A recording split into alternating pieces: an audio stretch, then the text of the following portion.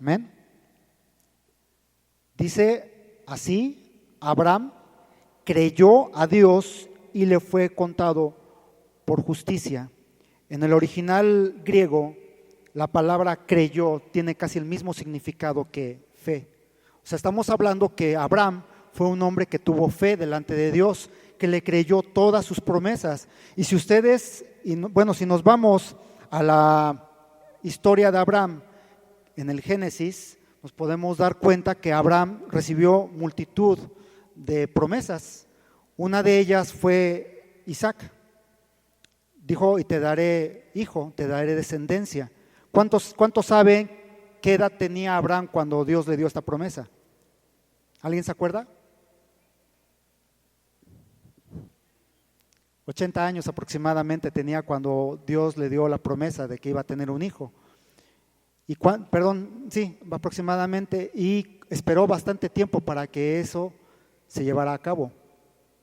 Y en ninguna parte de la palabra podemos ver que Abraham decayó en su fe cuando vio que no llegaba ese hijo. Llegó Ismael, pero no era el hijo de la promesa.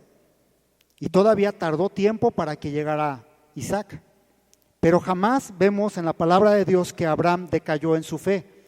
Inclusive Dios le dio otra promesa. Dice que habría mucha gente detrás de él. Dice que por su fe mucha gente sería contada como hijo por fe. Y en esos estamos tú y yo incluidos. Esas generaciones que Dios le prometió a Abraham somos nosotros. Somos el Israel espiritual porque a Dios le hemos creído. Dice la palabra que de los lomos de Abraham salimos. Amén. Entonces podemos ver que el resultado de la fe de Abraham somos nosotros. Una familia innumerable, incontable de gente que le ha creído a Dios. ¿Y cuántos de ustedes han visto a Dios? Yo no lo he visto, pero le creo. Creo que Él pagó precio por mí y por ti. Creo que Él fue a la cruz y derramó su sangre por ti y por mí. Y creo que por su sacrificio abrió puertas en los cielos. Nos está guardando moradas en los cielos para nosotros. Amén. ¿Cuál es el otro propósito? Punto número 2. Creyendo los resultados del buen vivir. Vamos a Romanos 10:10, por favor.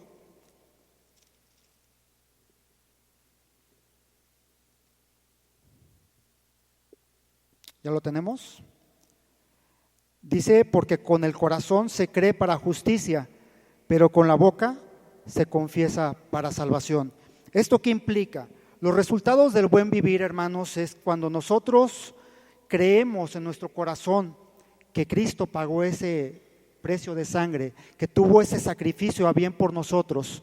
Lo tenemos incluido en nuestro corazón, pero lo completamos confesándolo con nuestra boca, diciendo: tú eres el Señor y por ti vivo, por ti soy salvo. Entonces tenemos un propósito del buen vivir en nuestras vidas.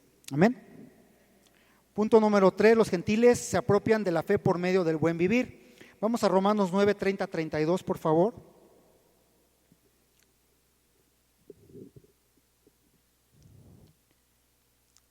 Aquí hablando el apóstol Pablo dice: ¿qué pues diremos? Que los gentiles que no iban tras la justicia han alcanzado la justicia, es decir, la justicia que es por fe. Mas Israel, que iba tras una ley de justicia, ¿qué dice? No la alcanzó, porque Israel desgraciadamente se guardó en su religión, no tuvo fe en el Hijo del Hombre. Y dice el versículo 32, ¿por qué? Porque iban tras ella, no por fe, sino como por obras de la ley, pues tropezaron en la piedra de tropezadero. ¿Cuál fue esa piedra de tropezadero, hermanos? Jesús. Jesús fue la piedra de tropezadero porque para ellos era inconcebible que un hombre que decía ser hijo de Dios fuera el causante de la salvación. Y ellos creían que por sus obras, que porque diezmaban, que porque guardaban el Shabbat, que porque guardaban toda la ley, porque no quebrantaban según ellos ninguno de los preceptos, iban a ser salvos. Pero nos damos cuenta que la ley no sirve para salvar. ¿Cuántos saben eso? Que el único que salva es Jesús. Amén. Punto número 4, ¿por qué tiene importancia el buen vivir? Si nosotros, hermanos, hemos entendido esta parte, que le hemos creído a Dios, que le tenemos fe, también tenemos que reflejar otra parte de nuestras vidas. Cuando nosotros vemos en el Nuevo Testamento todas estas personas que se convirtieron a Dios, sobre todo cuando vemos en la carta a los Efesios, cuando vemos a la carta a los Corintios, podemos ver que había mucha gente religiosa que entró a la iglesia, que también fueron rescatadas de la prostitución y de malas formas de vivir, pero podemos ver cómo esta gente fue transformada y dio otro ejemplo. Ese ejemplo fue el de convertirse a la ley de Dios y sobre todo vivir con una palabra que a muchos cristianos les es difícil llevar a cabo en su vida porque les falta fe, y esa palabra es santidad. La palabra santidad no significa que me voy a volver igual a Dios. ¿Cuántos saben que no podemos ser igual a Dios? Pero la palabra santidad implica el hecho de dejar mis viejos hábitos, mis viejos pecados y todo lo que a Dios no le agrada y empezar a caminar sendas rectas, sendas que Dios ha dispuesto para mi vida. Eso es santidad, y eso implica algo muy importante y que a muchos cristianos no han querido llevar a cabo, es el ejercicio de la fe. La fe es necesaria en todos los actos de nuestras vidas. Amén. Elementos del buen vivir por medio de la fe. Vamos, por favor, a la segunda carta de Pedro, capítulo 1, del 4 al 8, por favor.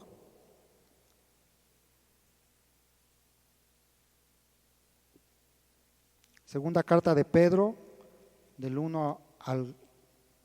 capítulo 1, del 4 al 8, por favor.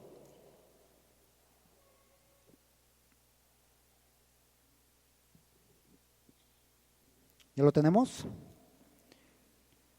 Dice, por medio de las cuales nos ha dado preciosas y grandísimas promesas, para que por ellas llegasteis a ser partícipes de la naturaleza divina, habiendo oído de la corrupción que hay en el mundo a causa de la concupiscencia. Vosotros también, poniendo cada diligencia por esto mismo, añadid a vuestra fe virtud, a la virtud conocimiento, al conocimiento dominio propio, al dominio propio paciencia, a la paciencia piedad, a la piedad afecto fraternal y al afecto fraternal amor. Porque si estas cosas están en vosotros y abundan, no os dejarán estar ociosos ni sin fruto en cuanto al conocimiento de nuestro Señor Jesucristo. Si se han dado cuenta, hermanos, Pablo en Gálatas 5 nos habla de dos cuestiones: los frutos de la carne y los frutos del Espíritu. Si nos damos cuenta, Pedro aquí nos está hablando de lo que los frutos del Espíritu van a hacer en nosotros. Si nos damos cuenta, dice, añadid a vuestra fe. ¿Y por qué dice añadid? Porque la fe ya la tenemos, hermanos. Acuérdense que fue un regalo de Dios y la fe es una semilla que está en ti. Entonces, a tu fe añádele virtud. Cuando ya esa virtud ha crecido y se ha amalgamado con tu fe, ¿qué te dice? Añádele conocimiento. Y el conocimiento es por medio de la palabra de Dios. Cuando ya empiezas a caminar en conocimiento, a crecer en conocimiento, llega otra cuestión. Dice dominio propio. Si nosotros vemos en Gálatas 5, nos habla de dominio propio.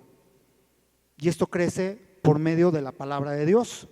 Dice al dominio propio, paciencia. Y a la paciencia, piedad. La piedad, afecto fraternal. Aquí estamos empezando a ver el esbozo del amor. Es un afecto. El amor que le tenemos a un hermano, el amor que le tenemos a cualquier otra persona, pero es un amor todavía que es un poco egoísta. Pero dice más adelante, y al afecto fraternal, amor. Y aquí está hablando del amor ágape, de ese amor que nos habla Corintios 13, del que tenemos que tener. Si te das cuenta, esa fe te lleva de menos a más. Cuando nosotros llegamos a tener en nosotros el amor ágape y desechamos el amor fraternal, o el amor psíquico, como le llaman por ahí, entonces empezamos a tener cada día más y más el carácter de Cristo Jesús. Empieza la gente a ver esa imagen de nuestro Creador en nosotros. Por eso el apóstol Pedro recalca mucho todo esto, porque es un proceso que todos y cada uno de nosotros tenemos que llevar a cabo. Si nosotros nos estancamos, nuestra fe queda enana. Porque si nosotros vemos al final de Corintios 13, ¿qué es lo que dice? Que al final el único que va a quedar, ¿cuál es? El amor. ¿Por qué? Porque eso es lo perfecto que Dios dejó para todos y cada uno de nosotros. Esa es la fe perfecta. El amor de Cristo en nosotros. Amén. Bien, vamos a unos ejemplos de personas que han tenido fe. Vamos a Génesis 4, versículo 3 a 4, en donde la palabra nos habla de que Abel tuvo un buen testimonio delante de Dios.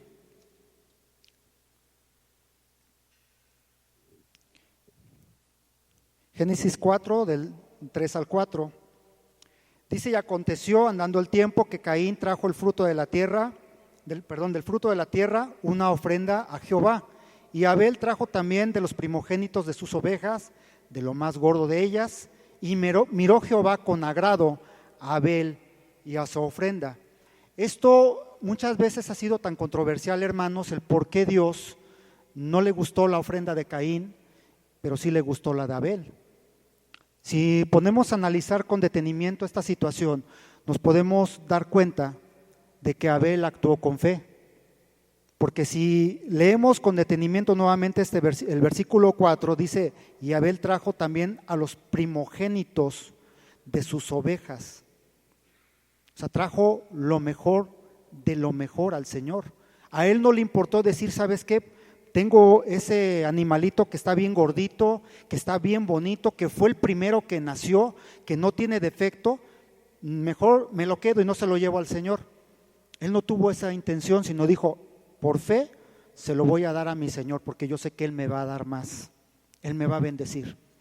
Y si vemos la actitud de Caín, Caín fue una persona que tomó en poco lo que Dios le había dado. No es porque a lo mejor le haya dado frutos, sino fue la intención de su corazón.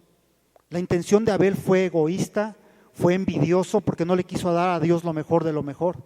Él no tuvo fe. Y en esto podemos ver que Abel tuvo una buena intención, una buena manera y un buen testimonio de vida delante de Dios. Por eso Dios miró con agrado a Abel. Amén. Génesis 18:24. Vamos con otro varón.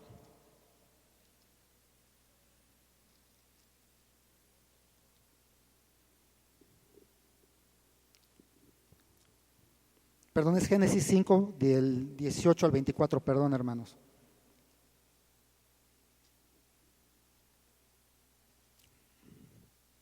Amén. Estas son las genealogías en el Génesis después de Adán, perdón. Y dice el versículo 18: vivió Jared 172 años y engendró a Enoc. Y vivió Jared después y engendró que engendró a Enoc 800 años y engendró hijos e hijas. Y fueron todos los días de Jared 962 años y murió. Y vivió Enoc 75 años y engendró a Matusalén. Y caminó Enoc con Dios después que engendró a Matusalén 300 años y engendró hijos e hijas.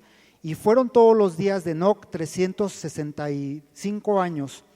Caminó pues Enoc con Dios y desapareció porque le llevó Dios. Acá hay algo en el cual, hermanos, quisiera puntualizarles. Si nos damos cuenta, hay una palabra aquí que dice, en el versículo 22, dice: y caminó Enoc con Dios. No es que literalmente haya ido Dios de la mano con Enoc,